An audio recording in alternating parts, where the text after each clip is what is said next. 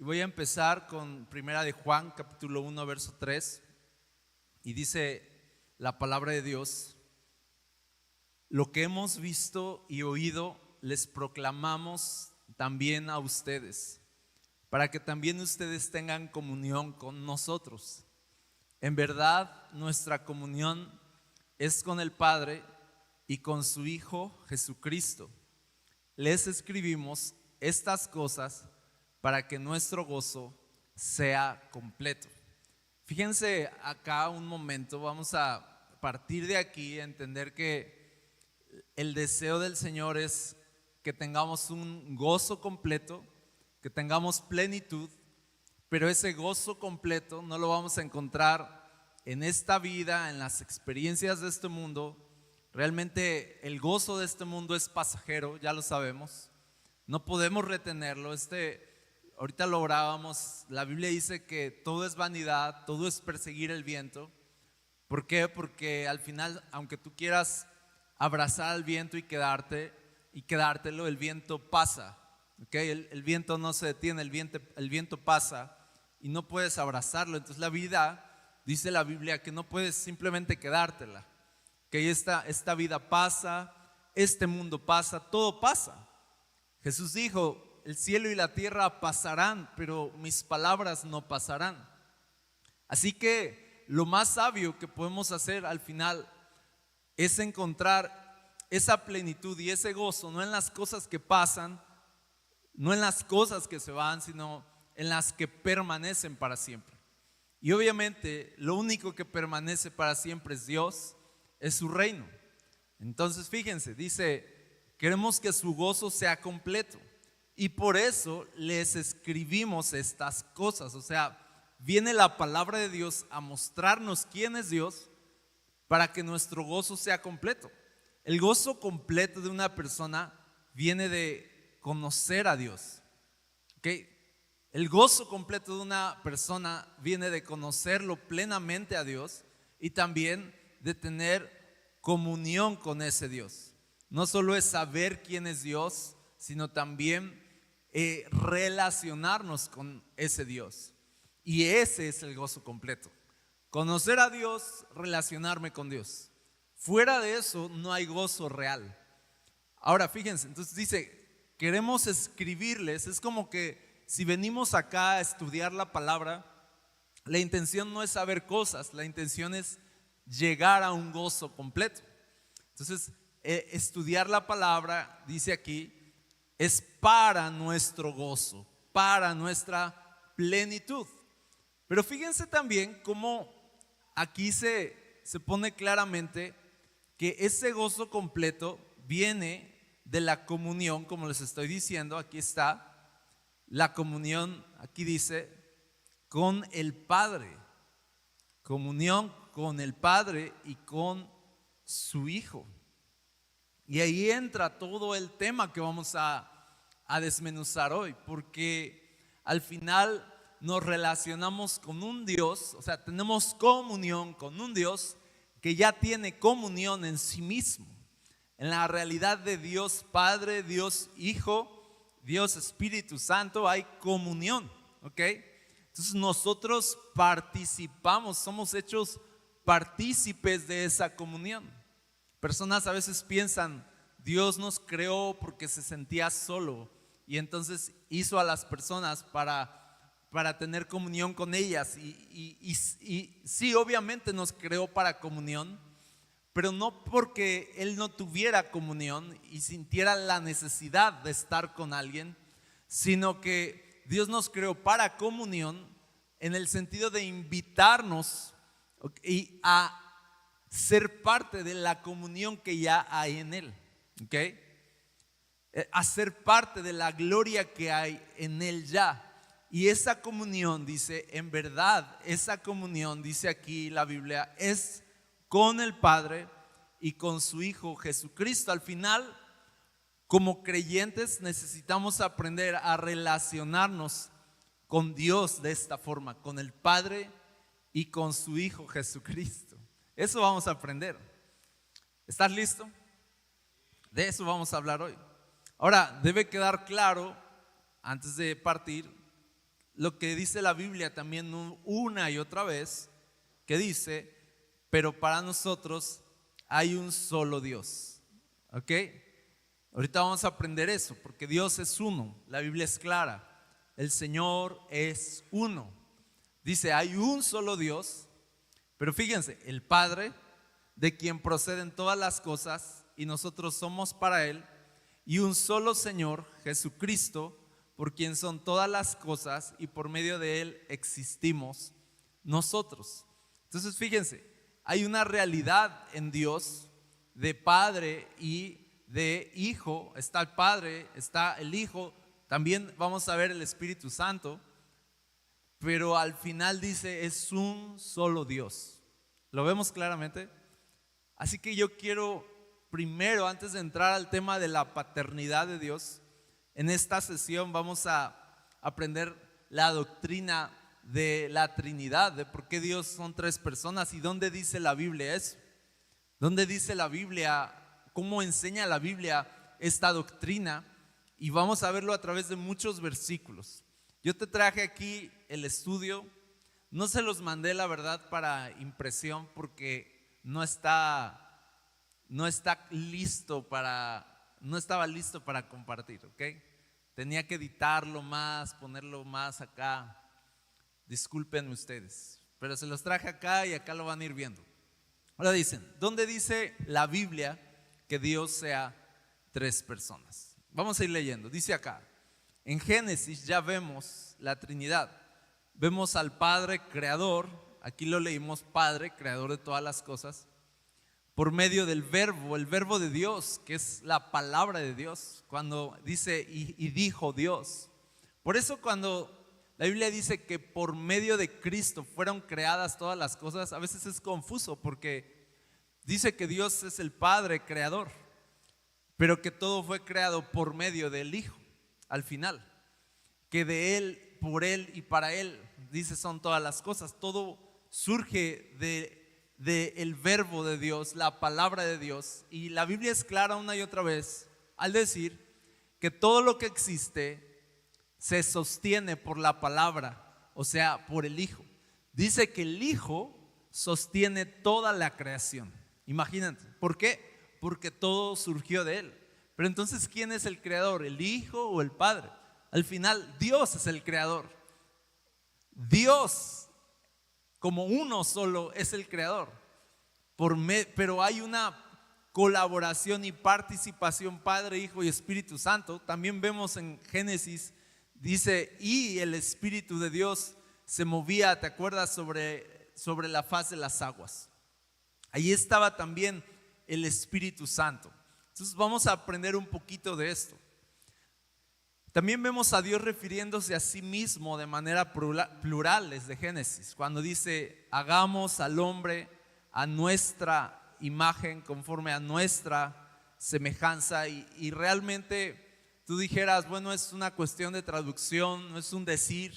Realmente no. Cuando investigas en el origen, en el hebreo, las escrituras, vemos que es muy intencional esta pluralidad que hay aquí, es muy intencional y es clara, ¿ok? Está diciendo, Dios está hablando, no es que Dios esté hablando consigo mismo, sino como si yo hablara conmigo mismo, sino que Dios está hablando de sí mismo como plural. Hagamos al hombre a nuestra imagen, conforme a nuestra semejanza. Aquí dice Génesis, hagamos al hombre a nuestra imagen, conforme a nuestra semejanza, y ejerza dominio sobre los peces del mar, sobre las aves del cielo, etc.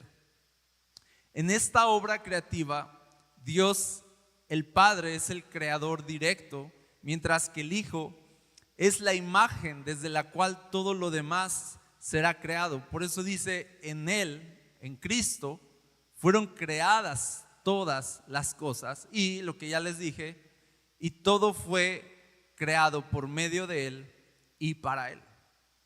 Aquí la pregunta es, ¿podríamos decir que Jesús es creador? Sí, sí lo podemos decir. Jesús es creador, podemos decir que el Padre es creador, sí, todo. Dios, como uno solo, es el creador, ¿ok? Ahora, yo obviamente aquí estoy como que desmenuzando Padre, Hijo, Espíritu Santo, para que desde esa distinción podamos entender la unidad que hay en Dios, o sea que Él es uno, ¿ok?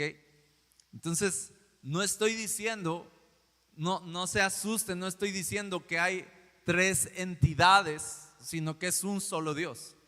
Pero lo quiero desmenuzar para que lo entendamos. Ahora,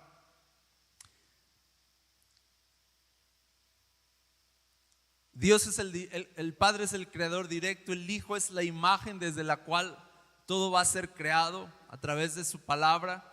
El Hijo es la imagen de Dios, también dice la Biblia.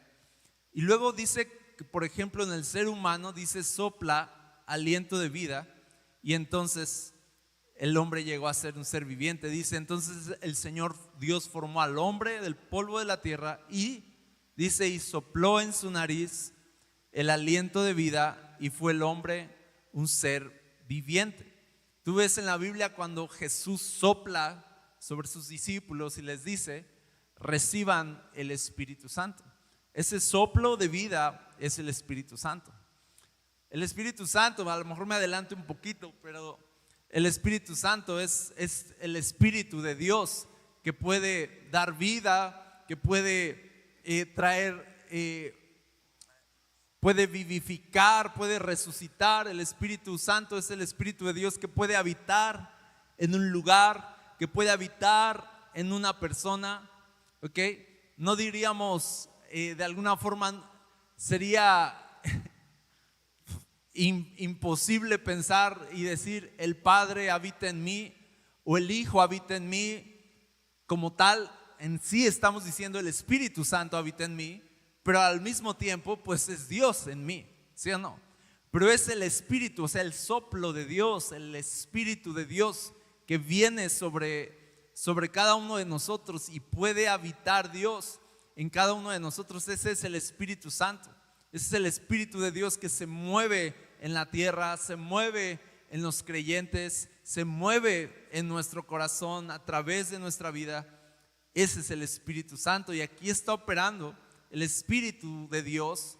Cuando hay este soplo de vida, este primer soplo de vida, podemos ver al Espíritu trayendo vida. Incluso tú puedes ver que cuando habla la Biblia de la resurrección de Jesucristo, dice que Él fue resucitado por el poder del Espíritu Santo.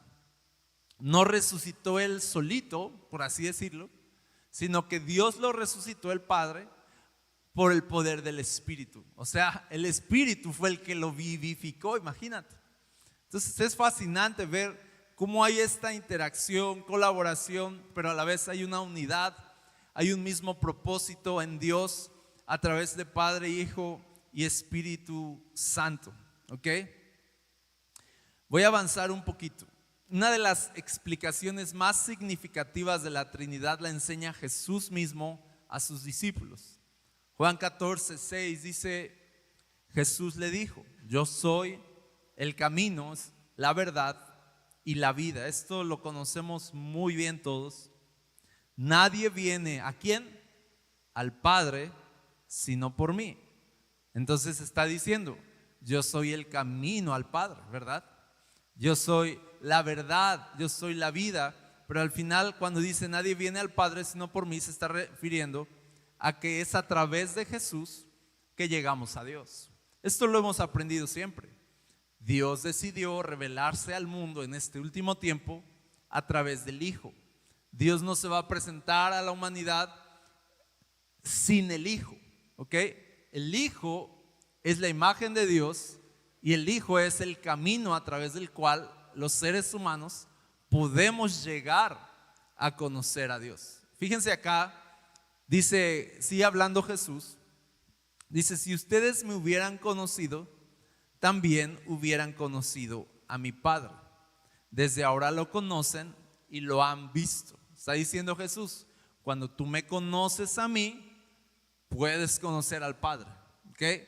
Si no me conoces a mí, no puedes conocer al Padre, y si no me recibes a mí, no puedes recibir al Padre. Y fíjense, aquí Felipe le dice: Señor, muéstranos al Padre y nos basta. Y aquí viene algo muy importante. Jesús le dijo: tanto tiempo he estado con ustedes y todavía no me conoces, Felipe. El que me ha visto a mí, ha visto al Padre. ¿Cómo dices tú, muéstranos al Padre? Y fíjense acá, fíjense esto. Esta es la gran explicación. ¿No crees que yo estoy en el Padre y el Padre en mí? Las palabras que yo les digo no las hablo por mi propia cuenta, sino que el Padre que mora en mí es el que hace las obras. Créanme que yo estoy en el Padre y el Padre en mí. Y si no, crean por las obras mismas. ¿Ok? Ahorita de verdad vamos a ir desmenuzando más, pero estoy dándote un panorama de cómo si hay en la Biblia una y otra vez esta distinción Padre e Hijo, pero también esta unidad perfecta, el Padre en mí y yo en Él, dice Jesús. ¿Qué está diciendo? Somos uno. Somos uno solo. Somos uno solo. Por eso le dice: muéstranos al Padre. Y es ¿cómo? Y aquí parece como si el Padre hablara a través del Hijo, ¿no? Dijera: tanto tiempo he estado con ustedes y todavía no me conoces, ¿no? Como si estuviera hablando Cristo, el Padre, a través del Hijo, ya de manera personal, y diciendo: todavía no me conoces, Felipe. Y ya luego habla Jesús: el que me ha visto a mí, ha visto al Padre. ¿Por qué? Porque es un solo Dios. ¿Ok? Es un solo Dios. Jesús está...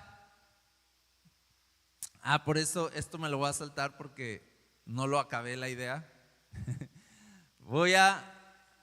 Vamos a aprender ahora desde el matrimonio. Fíjense, la unidad del matrimonio, por ejemplo, nos enseña mucho de la naturaleza divina.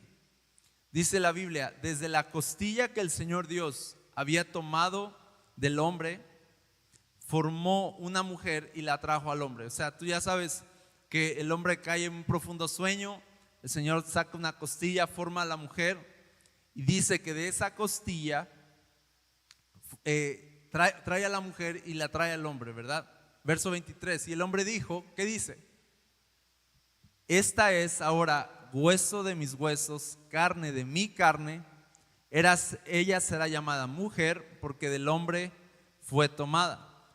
Y concluye la Biblia: por tanto, por esta unidad, ¿verdad? Perfecta. Por tanto, el hombre dejará a su padre y a su madre y se unirá a su mujer, y serán ¿qué? Una sola carne. Esto es solo un ejemplo de cómo la naturaleza de Dios, que es uno, está impresa en su creación, ¿ok? Y que Él puede decir, fíjense, aquí el hombre dice: ve a la mujer, y no dice: ¿y ahora esta quién es? No dice, ¿verdad? No, la reconoce como suya, la reconoce como: ella viene de mí, ella salió de mí. Y como somos uno, de alguna forma, aquí la Biblia enseña, es por esto que hay voy a decir también, una atracción entre el hombre y la mujer. Es por eso que hay una atracción, porque al final éramos uno, ¿ok? ¿Lo puedes ver? Éramos uno, y al final hay esta necesidad de volver a ser uno solo, ¿ok? La mujer era parte del hombre, por así decirlo, sale del hombre, pero el matrimonio es el misterio de volver a ser uno, ¿ok? De volver a juntar lo que un día aquí se separó. Entonces se juntan, dice, como una sola carne, a tal punto que dice: ambos estaban desnudos, el hombre y su mujer, pero no se avergonzaban, ¿sabes? ¿Por qué no se avergonzaban? Pues porque eran uno solo. Aquí te lo voy a explicar un poquito, fíjense. Un matrimonio se compone de dos personas que son una en esencia. Actualmente esta unidad en la carne obviamente no es perfecta, ¿ok? No es perfecta, no está diciendo de si los dos son uno, el matrimonio debería ser la institución más perfecta que ha habido. No. ¿Por qué no es perfecto el matrimonio? Porque no son perfectas las personas que lo componen, porque el pecado entró en el mundo. Pero si te fijas en origen, dice, en origen, sin pecado, ambos estaban desnudos y no se avergonzaban. O sea, en origen el matrimonio sí era perfecto, ¿okay? Entró el pecado y lo destruyó. Entró el pecado y los separó, a tal punto que después que entra el pecado, otra vez empiezan a competir entre ellos, a juzgarse entre ellos, e incluso se separan de una forma porque se sienten avergonzados de sí mismos, ¿ok? Y por eso se cubren esa desnudez. Y al momento en que cubren su desnudez, es que tú ya puedes ver que esa unidad perfecta ya fue corrompida por el pecado, ¿verdad? Entonces por eso podemos saber y notar, ¿verdad? No necesito convencerlos de que el matrimonio humano no es perfecto, si bien es un diseño de Dios perfecto, pero en el mundo, en un mundo de pecado, no es perfecto, ¿verdad? Ahora bien, pero uso esta realidad del matrimonio para que podamos ver lo que establece la Biblia de esta unidad. Los dos serán uno. El hecho de que ambos estuvieran desnudos, sí se logra ver, está un poquito chiquito. Sí, cierto, se me olvidó. ¿Sí lo ven un poquito? Más o menos. Más o menos. Se me olvidó hacerlo más grande. ¿Así? Ok. El hecho de que ambos estuvieran desnudos y no se avergonzaran habla de unidad, porque no se veían entre ellos con, fíjense, juicio o comparación, por ejemplo. No se estaban juzgando, no se estaban viendo sus defectos, tampoco se estaban comparando quién era más, quién era menos, no estaban pensando nada de eso. ¿Por qué? Porque se veían como uno solo, ¿sabes?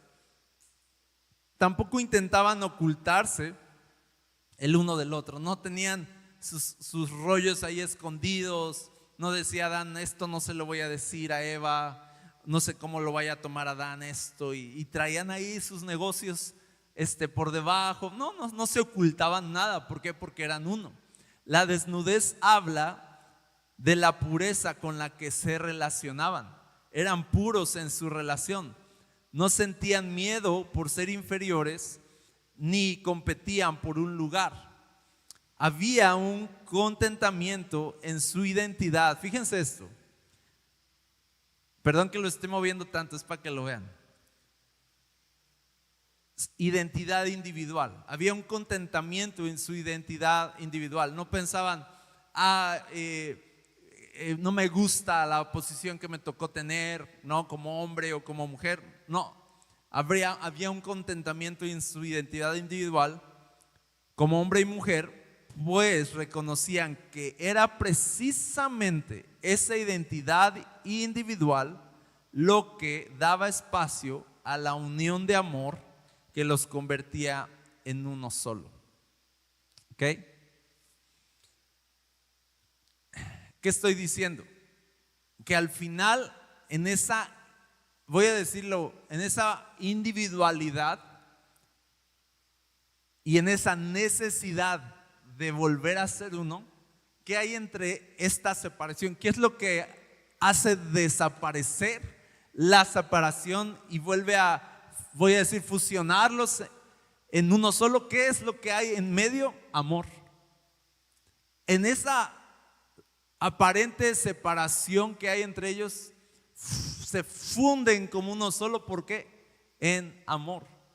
¿Ok? Entonces al final importa que sean hombre y mujer, porque al final así se construye una historia de amor que los vuelve a unir como uno solo. Si fuera nada más uno solo, no habría una historia de amor. ¿Ok? Ahora, por eso es que Dios es amor. Porque hay una historia de amor, porque dice la Biblia, el padre ama al hijo, el hijo ama al padre. Hay una unidad, ¿sabes? Sí hay esta individualidad, sí, que al final acaba por fundirse en amor. El amor es lo que para nosotros puede quebrar barreras, puede quebrar distancia, puede quebrar la separación. El amor es lo que convierte a las personas en una sola. El amor es lo que hace que la iglesia funcione como una sola también. De hecho, la Biblia dice que el vínculo perfecto es el amor. Que la iglesia debería funcionar en el vínculo del amor para poder ser una. Porque, ojo también, no lo traje en el estudio, pero también la iglesia, siendo conformada por muchos miembros, dice, es un solo cuerpo. ¿Te das cuenta? Todo el tiempo está la Biblia manifestando esta realidad en el matrimonio, en la iglesia, en la creación, a pesar de que hay identidades, voy a decir, que pueden ser separadas, al final en esa identidad separada hay una unidad perfecta que se funde en amor. Por eso Dios es amor. Él existe eternamente, su preexistencia es una comunión perfecta de amor. ¿Te das cuenta? Entonces imagínate esto, la costilla sale de Adán, por un momento está la mujer, se la presenta a Adán, por un momento su mujer ya no es parte de él, pero entonces al final dice, ella es mía, ¿sabes? La reconoce, ella es hueso de mis huesos, carne de mi carne. ¿Y qué pasa? ¿Qué es lo que hace que al final se acerquen y construyan una vida juntos? Amor. Muy bien, nos quedamos aquí. Era precisamente esa identidad individual lo que daba espacio a la unión de amor que los convertía en uno solo. Fíjense acá, o sea, al final, si habláramos de que nos amamos a nosotros mismos, está bien, ¿verdad? Como decir, ámate a ti mismo, súper bien, cuídate a ti mismo, ámate a ti mismo. Pero al final, ¿en qué nos convertiríamos si solo nos amáramos a nosotros mismos? En egoístas, ¿ok? Habría un ego todo el tiempo. Yo soy lo más importante, yo estoy por encima de todo, ¿ok? En mi agenda soy yo. Y al final el egoísmo no da paso al amor y no da paso a construir relaciones, ¿ok? Por eso es muy difícil a veces para personas construir una relación de amor, porque hay a veces mucho egoísmo. Es decir, yo no quiero, mejor yo solito, mejor para qué me meto en problemas. ¿Por qué? Porque no hay una disposición, ¿verdad?, a construir relaciones de amor. No solo relaciones amorosas, a veces la relación de cuerpo de Cristo como iglesia, ¿no?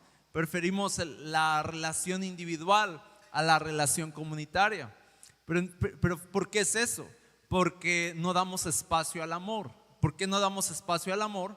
Porque hay un extremo a veces ego en nosotros. Solo estamos pensando en nosotros mismos. Ahora, fíjense esto. Dios es uno solo y Él se ama a sí mismo, sí, pero no en un sentido egoísta, sino en un sentido de relación, ¿ok? En realidad sí hay una existencia de comunión en Dios, pero de relación Padre, Hijo y Espíritu Santo. ¿Te das cuenta? O sea, al final puede haber esta individualidad que da espacio a la comunión real de amor eterna en Dios. De igual forma, aunque de manera muy tenue, el matrimonio es un pequeño reflejo de lo que hay en Dios y de esa gloria que hay en Dios. Voy a seguir leyendo acá. Por otro lado, la manera en que la mujer fue formada también nos da una imagen de la naturaleza de Dios, pues la mujer no fue formada del polvo como el hombre, sino del hombre mismo. Hueso de mis huesos, carne de mi carne, exclama Adán. Él puede reconocer en la mujer su misma naturaleza. Es por eso que no la desecha como extraña, porque si lo piensas bien, se acaban de conocer, ¿ok? Dice que se despierta Adán recién operado, ¿va? Recién de cirugía, sale de cirugía y se despierta y dice, como que dormí chueco, ¿va? Y se la presenta a Dios. Y luego algunos piensan que cuando él dice esto, hueso de mis huesos, carne de mi carne, y tú lo ves que lo pone ahí como una prosa en la Biblia, es porque es como que Adán cantó una canción en realidad. Y a mí me gusta mucho esa versión, donde él canta, porque a veces de pronto sale la canción, ¿no? Algunos dicen que antes el mundo era un musical, pero nos hicimos malos y las canciones se fueron. Es cierto.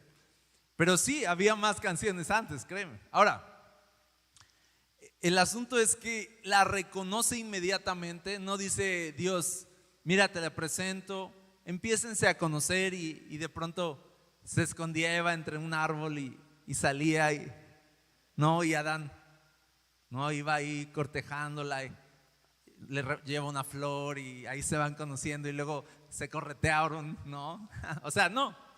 Luego la ve y dice, tú eres mía, o sea, ¿lo puedes ver?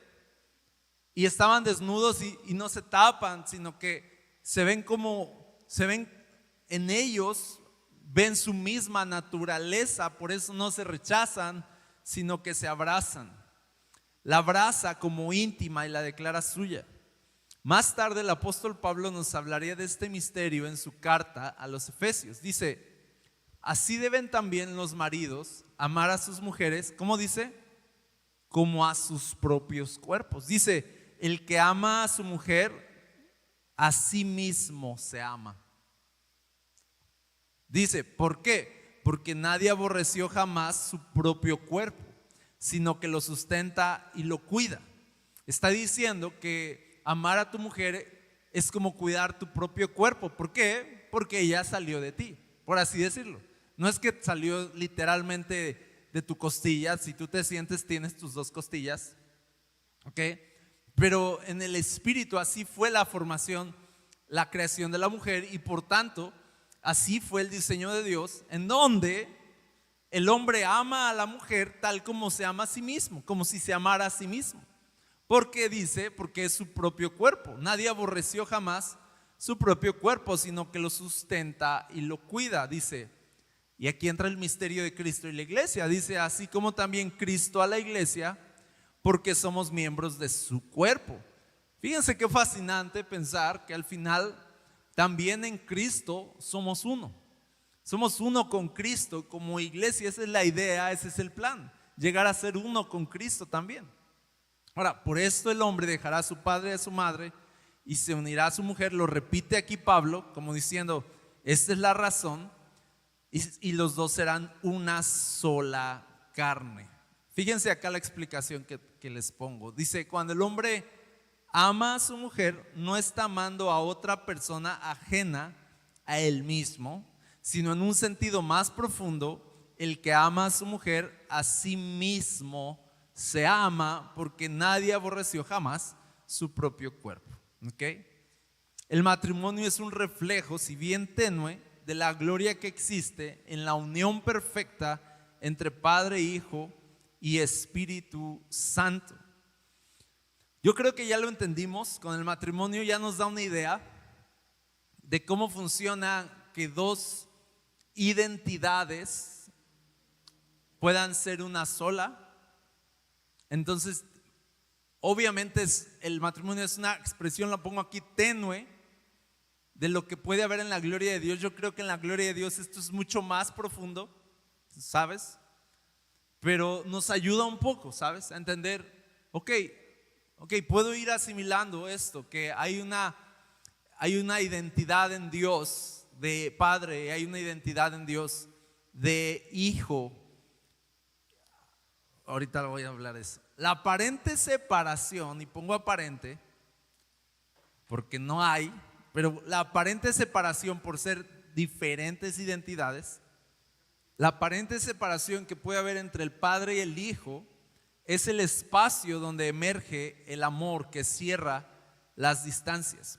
Es lo que les decía, sobre todas estas cosas, vístanse de amor, que es el vínculo de la unidad. Entonces decimos que Dios es uno, porque al final Dios es amor. Y eso tiene mucho sentido. Dios es uno porque Dios es amor. Vamos a pensar, esto no es posible, pero suponiendo que Dios no fuera perfecto, pero lo es, suponiendo que Dios no fuera perfecto, entonces no habría amor en Él, y entonces lo que sucedería es que habría una guerra y habría conflicto en Dios mismo, ¿sabes? Pero como Dios es uno, es porque Dios es amor, y Él vive en la eternidad en una relación, en una comunión perfecta, Padre-Hijo. ¿Podemos seguir afirmando que Dios es uno entonces? Sí, porque la comunión del Padre y el Hijo es perfecta en un amor eterno. Ahora yo quiero decirte esto en palabras claras: el Hijo no es el Padre al mismo tiempo, y el Padre no es el Hijo al mismo tiempo. De otra manera, Jesús en sus momentos de oración solo habría estado aparentando que hablaba con alguien más. Y cuando digo no es, ahora fíjense, antes ya dijo Jesús: el Padre está en mí y yo estoy en el Padre. Pero nunca está diciendo yo soy el Padre. Nunca dice Jesús yo soy el Padre. Nunca ves tampoco al Padre diciendo yo soy el Hijo, ¿verdad? Hay una distinción de identidad, pero hay una unidad en esas identidades. Él está en mí, yo estoy en Él, somos uno, está diciendo. Ahora, pero no es que sea uno y que el Padre a veces es el Hijo. Como que está el Padre, va en su trono, y dice al que está sentado en el trono, y está el Padre en el trono, y al Cordero, y el Padre se para y se disfraza de Cordero y dice: ahora soy el Cordero, sea la gloria. O sea, no es como que entra a una cabina el Padre y de pronto y salga, y ahora sí invocaron al Hijo, aquí está. Y luego canta la iglesia Abba, Abba, y se mete a una cabina y sale: ¿quién me buscaba? O sea, no es este conflicto. No es como que el Padre vino al mundo y se hizo hombre, no, sino que el Padre envió al Hijo, el Hijo se hizo hombre. El Padre no murió en la cruz por nuestros pecados. En realidad el Padre entregó a su Hijo en la cruz por nuestros pecados. Eso tiene mucho más sentido, ¿ok? Cristo no hizo milagros y habló las palabras que habló en carne por ser el Hijo, sino que todo lo que hizo Cristo, dice, lo hizo por el poder del Espíritu Santo. Al final, lo que resucitó al Hijo, dice, fue el Espíritu Santo. Entonces todo el tiempo vemos estas identidades que colaboran como una sola, porque hay una comunión perfecta de amor. Es una unidad, como no lo podemos imaginar, ¿sabes? Porque yo sé que cuando la Biblia nos dice y los dos serán una sola carne, decimos así de qué romántico, ¿no? Como que sí, pero no, porque hay pecado. Son dos pecadores tratando de ser uno, y ese es el matrimonio hoy, ¿verdad? Pero al final, como para nosotros esta unidad, incluso la iglesia dice, la iglesia es un solo cuerpo. Y al final es, sí, pero ¿por qué nos estamos peleando todo el tiempo? Entonces al final, al haber pecado, hay conflicto. Al haber pecado, el amor a veces se enfría. Al haber pecado, la unidad empieza a menguar en nosotros. Y es por eso que a veces nos cuesta pensar en una unidad compuesta de varias identidades. Nos cuesta pensar que pueda ser algo hermoso, glorioso y posible, ¿sabes? Pero en Dios así es, y en Dios así funciona. Sí hay una unidad perfecta. Ahora, si no fuera unidad Dios, si no fuera realmente uno en el sentido de solo, entonces estas manifestaciones de Padre, Hijo y Espíritu Santo sonarían más como a un desorden de personalidad. Sonarían más como de ¿en qué momento estoy? Ahorita soy padre, pero ahorita tengo que funcionar como hijo, pero ahorita tengo que ser el Espíritu. Sería algo, eso no es Dios. Dios es una unidad perfecta, por eso es que decimos que Dios es uno. Entonces, fíjense acá, cuando yo digo Dios es uno, no me refiero a que Dios está solo, sino me refiero a que Dios es unidad. A eso se refiere la Biblia con Dios es uno. ¿Ok? Vamos juntos hasta acá. Pero ¿qué creen? Vamos a seguir estudiando esto hasta que... Ahora traigo esta pregunta. ¿El Hijo nació de Dios? Fíjense, en un sentido humano, estamos hablando nosotros, los hijos sí nacen de los padres, ¿verdad? Y sí, de alguna forma es hermoso pensar cuando un hijo sale del vientre de su madre inmediatamente lo reconoce como suyo, porque pues es otra vez, es así como que salió de mí literalmente, ¿no? Y nunca lo vas a desechar como extraño. Tú abrazas a tu hijo inmediatamente y no dices, bueno, le voy a ir agarrando cariño, lo voy a ir conociendo, a ver si logro amarlo. No, desde el primer chillido ya tiene tu corazón, ¿verdad que sí? ¿Por qué? Porque nació de ti y reconoces tu misma naturaleza en él. Además de físicamente también nos podemos reconocer a veces en nuestros hijos, ¿no? Entonces, sí, los hijos nacen de los padres y al final son una familia. Somos una familia porque venimos de la misma sangre, ¿verdad? Nacemos de la misma sangre y esto nos hace una familia. ¿Qué es la familia? La familia está compuesta por padres e hijos, pero es una familia. No es como que el hijo diga, yo en mi identidad de hijo, esta es mi vida y no te metas, porque eso es pecado, ¿verdad? Rompes la relación, rompes la comunión y te empiezas a ver como uno solo. Entonces no, mientras eres hijo, eres parte de una familia. Pero dice, cuando el hombre deja a su padre y a su madre, ¿qué dice?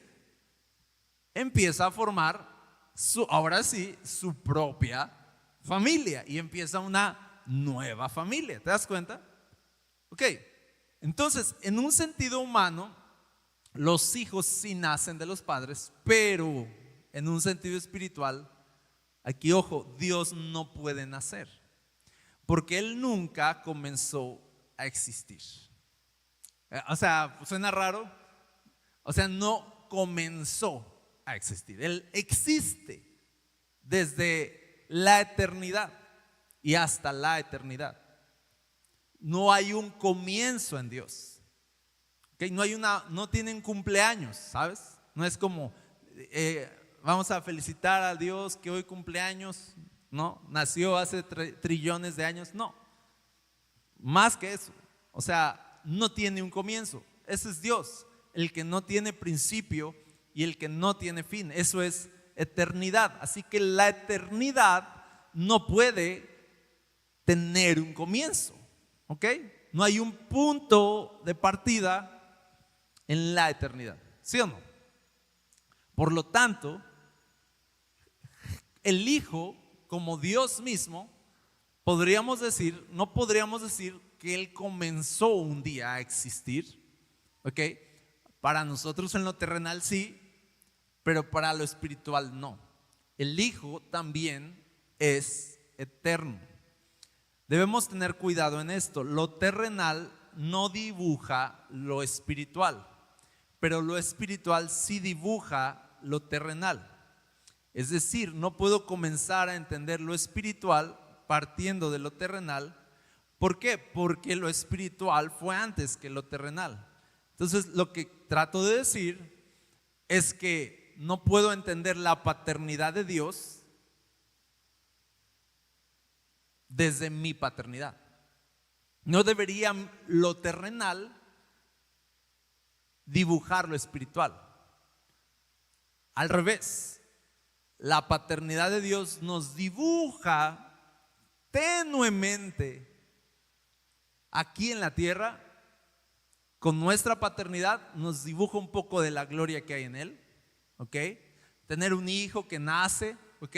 Nos dibuja un poco, pero al final nosotros sí somos terrenales, nosotros sí tenemos un comienzo, ¿ok? Porque nosotros no somos Dios, así que funcionamos de otra forma. Y este es el error que muchos cometen. Las personas quieren ver la creación y decir, yo siento que Dios esto, y partiendo de esto que veo, yo me hago esta idea de Dios, y partiendo que esto que veo, yo me hago esta otra idea, y al final no funciona así. Por eso dice que el mundo se pervirtió, porque vieron lo creado primero que el creador.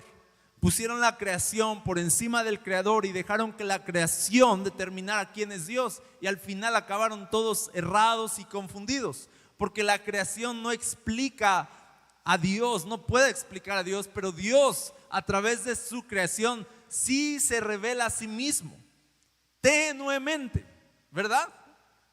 O sea, la creación sí es hermosa, es gloriosa, nos cuenta, dice, los cielos sí nos cuentan la gloria de Dios, pero los cielos no son Dios, solo nos cuentan, dice, nos cuentan una historia, ¿ok?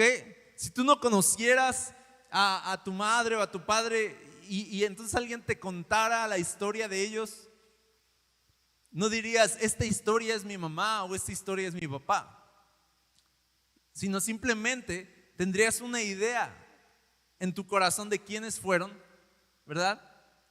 Pero solo sería eso, una historia en tu corazón que guardas, sí, y hermoso, pero no es la persona. Los cielos no son Dios, cuentan la historia. El matrimonio cuenta la historia. La familia cuenta la historia de Dios. La iglesia cuenta, la verdad, también una historia de Dios y testifica, somos testigos de quién es Cristo, pero al final Dios es Dios, ¿ok? Y Él es el que… Ahora, ¿por qué lo digo entonces? Porque si decimos, ok, el Padre, el Hijo, ok, aquí es donde muchos se equivocan. Los hijos nacen. ¿Qué estoy haciendo? Lo terrenal está explicando lo espiritual. No, no es así. Más bien diríamos, los hijos nacen para ti porque eres terrenal, pero para Dios, Él existe eternamente en una relación, existe eternamente Padre, Hijo y Espíritu Santo. Esto es muy fuerte, porque entonces estamos diciendo, si esto fuera como que un día el Padre estaba y dijo, tendré un hijo, o sea, no funciona. ¿Por qué? Porque Él es el mismo ayer, hoy y siempre. No funciona, ¿por qué? Porque al final Dios no va mejorando y no se va reinventando. Él es el mismo desde los siglos y hasta los siglos, ¿ok? Si pensáramos que el Hijo comenzó un día a existir y que nació del Padre, entonces estaríamos diciendo que Dios era una cosa antes, pero cuando tuvo a su Hijo, vamos a pensar así, entonces Él empezó a encontrar en Él una identidad de Padre, ¿sabes? Y empezó a descubrir, ¿verdad?, cómo relacionarse, y aprendió a relacionarse con el Hijo y el Hijo con el Padre. Y no funciona así, ¿por qué? Porque al final Dios es el mismo desde la eternidad y hasta la eternidad. Y estamos entonces diciendo que esta relación es preexistente. En Dios hay una unidad perfecta desde la eternidad y por la eternidad. ¿Sí? Ok. ¿Quién es Dios entonces? Agarren aire un poquito. ¿Quién es Dios entonces? Cuando hablamos de Yahvé, que así lo pone la Biblia más en el lenguaje más original, que es el primer nombre, por cierto, que Dios da a Moisés. Él antes se presentó como el Shaddai, el Todopoderoso. Yo soy el Shaddai, el Todopoderoso. Pero nunca dio su nombre, dio una facultad de su gloria, soy todopoderoso. Pero nunca dijo quién era hasta que Moisés le preguntó. Le dijo, y bueno, ya todo esto, ¿cómo te llamas? ¿No? Como de, voy a ir al pueblo, les voy a decir, me manda Dios, los va a librar, pero me van a decir, ¿y quién es? O sea, para que te creamos. Entonces Moisés le pregunta y es ahí cuando Dios se presenta como el yo soy el que soy. Y de este conjunto, de esta declaración sale esta estructura, que al final sí es una estructura, porque en realidad en el original no tiene las sílabas y al final era como una forma de decir yo soy el que soy o el que es. Yahvé es como decir el que es, ¿ok? Al final se le ponen las sílabas para poder pronunciarlo de una forma y después Israel, los judíos, tenían tanto temor y reverencia de usar el nombre de Dios porque decía no usarás el nombre de Dios en vano, ¿ok? Y dijeron para no meternos en problemas, no vaya a ser que lo use en vano, no lo use en vano, lo quitamos. ¿Y qué empezaron a usar en vez de Yahvé? Señor. Por eso en muchas traducciones vas a ver que en vez de decir Yahvé o después se tradujo como Jehová, pero en realidad lo más cercano es Yahvé, ponen Señor, Señor, Señor, Señor, ¿ok? Esa es la razón. Sin embargo, sí había un nombre y Dios se presenta con este nombre. Entonces sí podríamos decir que en la entidad de Dios podríamos decir que Él es Yahvé, el que es. ¿Ok? El yo soy, podríamos decir, al comprender la entidad de Dios, Él es el yo soy, pero al comprender la identidad de Dios, a fuerza tenemos que aterrizar en el Padre, el Hijo y el Espíritu. ¿Ok? Entidad, identidad, ¿lo ves conmigo? Entidad, el yo soy. Identidad, Padre, Hijo, Espíritu Santo. Cuando hablamos de Yahvé el Todopoderoso, Dios creador del universo, hablamos de una relación divina preexistente.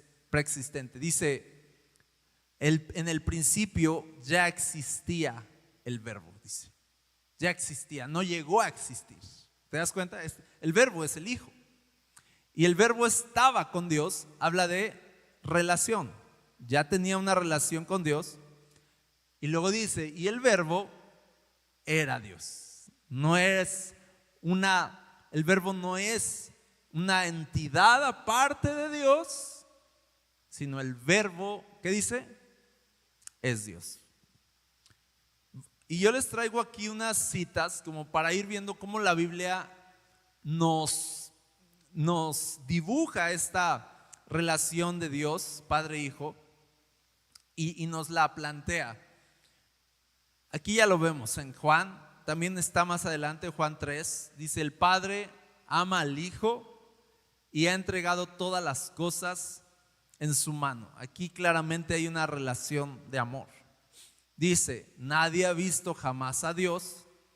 Luego dice, el unigénito Dios que está en el seno del Padre, Él lo ha dado a conocer. Habla de Cristo. Cristo es quien nos revela plenamente quién es Dios, ¿ok?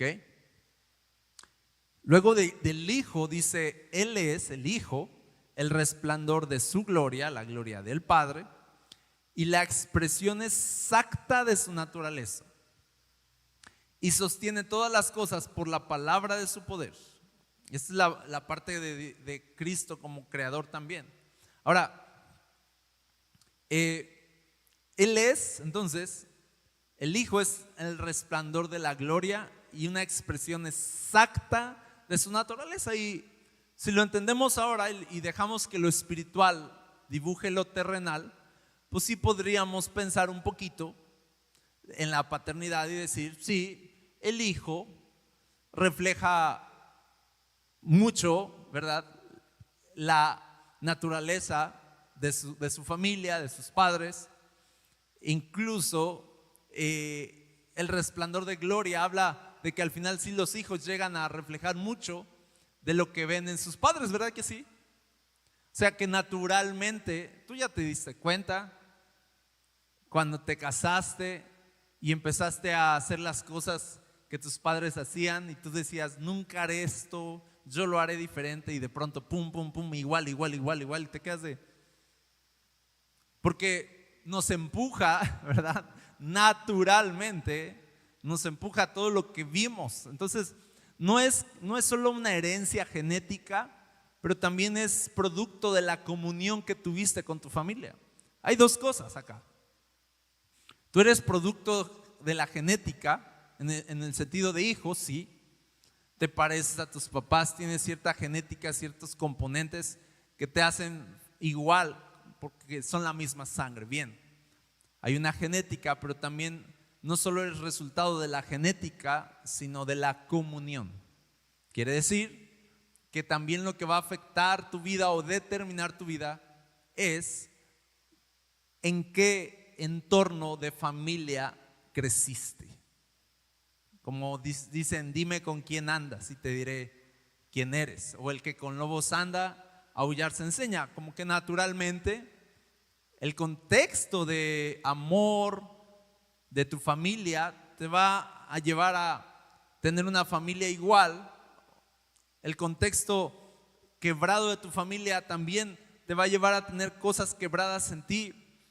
Todo eso Dios lo corrige obviamente en Cristo, pero lo que trato de decir es que sí somos un resplandor de nuestra familia, de nuestros padres.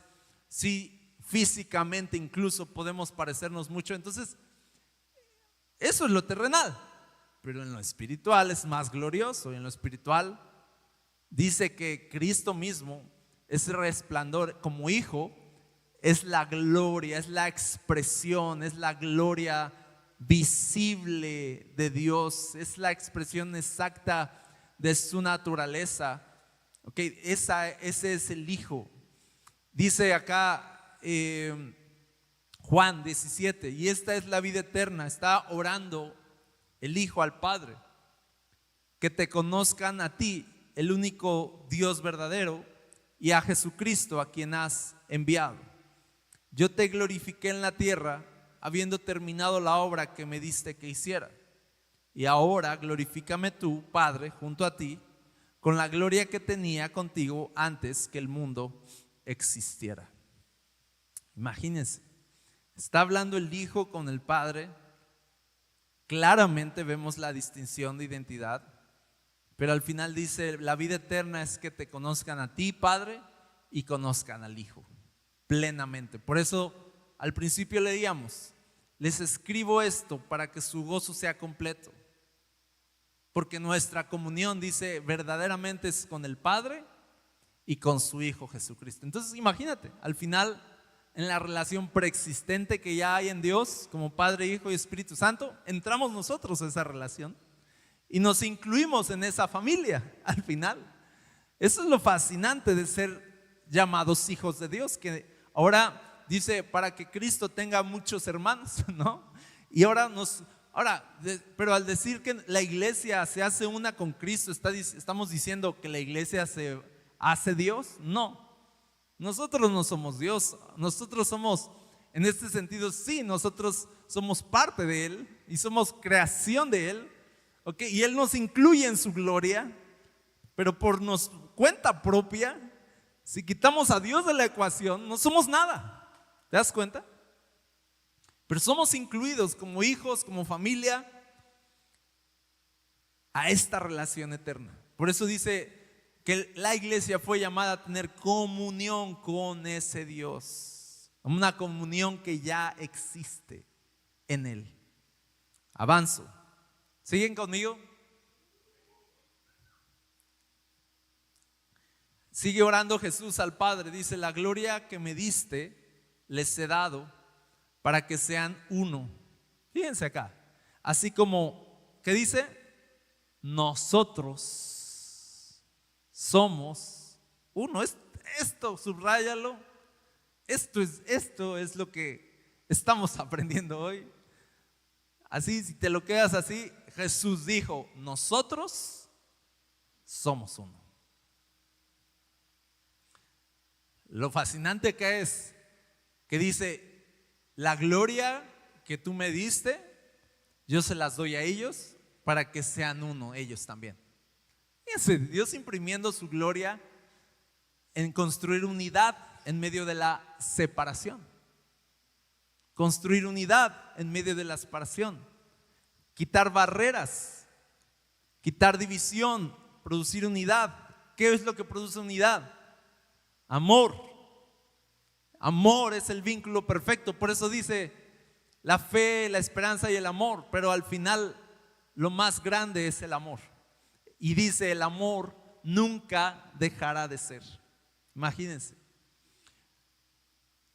Yo en ellos y tú en mí, para que sean perfeccionados en unidad. Fíjense, esto es lo que está haciendo Dios en su iglesia, perfeccionándolos, no individual, sino en unidad. No es como que Dios quiere formar lo mejor de ti y cumplir sus sueños en ti y te ve como individual, no. ¿Cuál es el propósito de Dios para mi vida? No, Él es más como mi iglesia. Estoy perfeccionándote en unidad. Aquí tú debes entender algo, que Dios perfeccionando tu vida no es Dios haciéndote mejor persona de manera aislada, sino que Dios haciéndote mejor hermano, mejor padre, mejor madre, mejor hijo. El perfeccionamiento viene con respecto a la comunión que tienes con otras personas. Tú puedes ver la calidad de persona que eres con respecto a las relaciones que tienes, ¿sí o no? Nadie podría describirse a sí mismo como persona si no hay otra persona a su lado. Punto. No se puede. Necesitas tener a alguien a tu lado para que tú sepas realmente, como en lo humano, quién eres, qué clase de persona eres. Si yo no tengo un hijo, ¿cómo podría yo llegar a decir que soy un padre o que soy buen padre? ¿Verdad que no?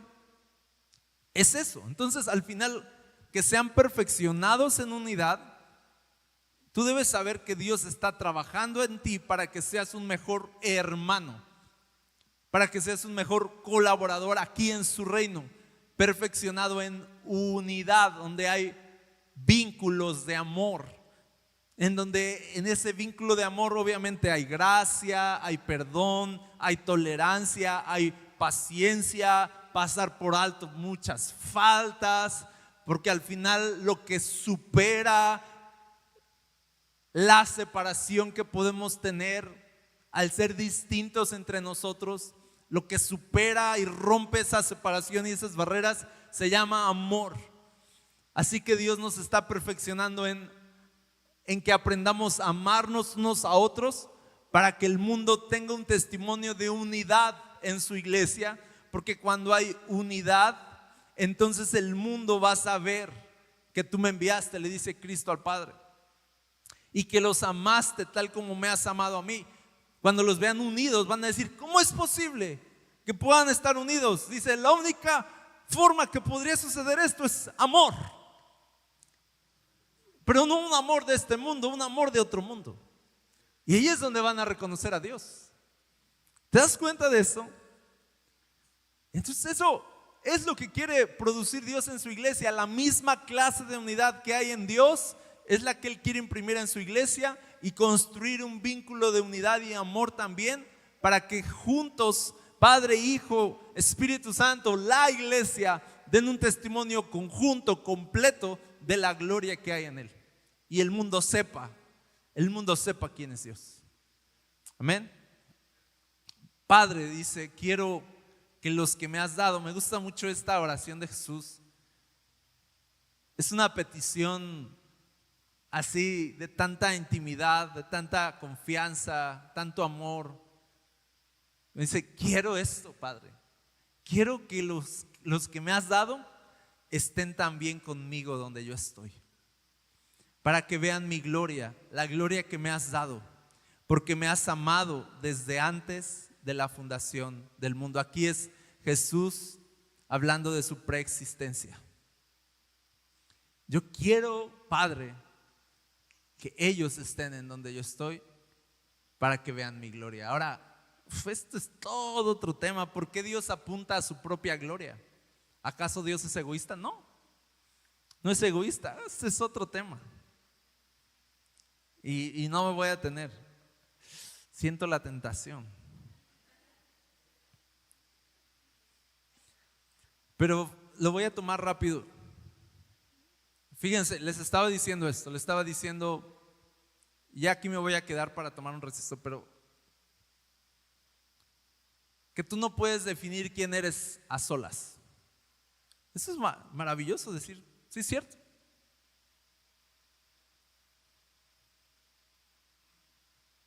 Y tal vez estás pensando, a ver, por ejemplo, no puedes decir, yo soy paciente. Yo soy muy paciente, es así. Y no existiera nadie a tu alrededor, no podrías decir que eres paciente. ¿Paciente de qué o con quién? No podrías decir, yo soy muy amoroso. Tú solito, ¿verdad? No podrías decir, yo soy amor. ¿Por qué? Porque lo digo. No. Dios cuando dice yo soy amor es porque ama. ¿A quién ama? ¿Verdad? ¿Lo ves? Porque Dios no está solo. Dios no nos diseñó para estar solos. Y aquí es donde te quiero decir, uno, el Padre, el Hijo y el Espíritu Santo hablan de sí mismos en un sentido donde dice, yo te he glorificado a ti, Padre. O sea, mi identidad de hijo aquí en la tierra ha dado honor a tu nombre.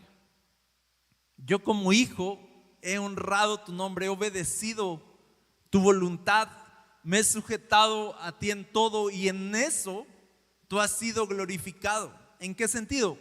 Humanamente podríamos decir, aquí veo un buen padre, ¿verdad? Humanamente podríamos decir en Jesús, oye, ¿quién es tu papá? ¿Verdad? Humanamente, en ver su carácter, en ver sus actitudes, en ver sus palabras, en ver su persona, el mundo glorifica al Padre cuando ve al Hijo. Esa es la realidad. Luego, el Espíritu Santo, por ejemplo, dice que es enviado al mundo para que el Espíritu Santo nos revele al Hijo, nos muestre al Hijo. Ahorita lo vamos a ver. Nos revele las palabras de Cristo. Entonces el Espíritu Santo no nos habla de sí mismo, el Espíritu Santo nos habla de Cristo. Luego Cristo no nos habla de sí mismo, Cristo nos habla del Padre. Y luego el Padre envía al Espíritu Santo y envía al Hijo para que hablen también de Él. Y al final no es el Padre hablando de sí mismo tampoco. ¿Por qué? Porque en Dios no hay ese egoísmo donde todo apunta a Él. Sin embargo, el hecho de que exista una comunión de amor permite que podamos entender que Dios no es un Dios totalitario, solo y egoísta, todopoderoso. Imagínate qué horrible y peligroso sería tener un Dios así, que sea todopoderoso y que esté solo y en egoísmo. No funcionaría. Entonces, así como tu persona, la expresión de tu identidad y de tu persona necesita otras personas para construirse, así la entidad de Dios se construye desde la identidad de Padre, Hijo y Espíritu Santo para que se construya esa gloria eterna de comunión que hay en Él. Amén.